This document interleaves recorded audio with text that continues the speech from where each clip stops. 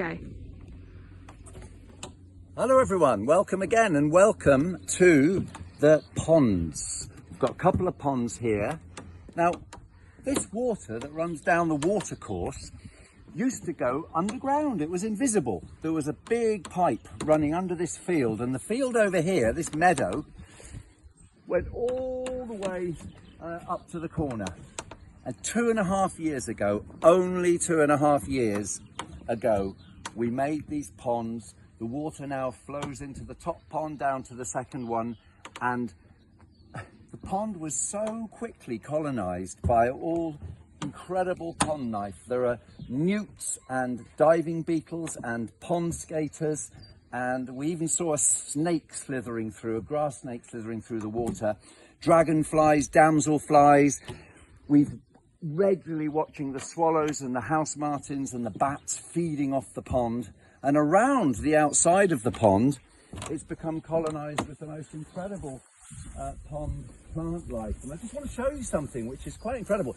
These bulrushes, which have taken over a bit, although you can see they're not managing to grow in the deep water. But here, this is the first one flowering. Now look at the close-up of this. I've never seen a plant with so much pollen. Look at that. Look at that. Great clouds of pollen coming off. And later on, they'll have their beautiful seed heads that they have. So we've got oxeye daisy, bird's foot trefoil, purple loosestrife, all sorts of amazing. Oh look, the purple loosestrife is just starting to flower over here. Yeah, it's just starting. And we've got flag iris.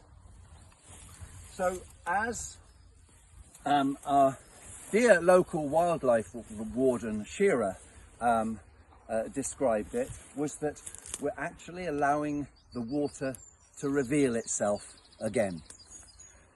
Well, as we dug, what we discovered were old land drains, clay land drains. There's one land drain at the back here. You can't see it, it's all overgrown. But it was a little 3-inch clay pipe, probably put in there 150 years ago. It was 7 feet deep. Yeah, the engineers of those times, they became absolutely proficient at draining all the water off the land. This farm was part of an enormous estate.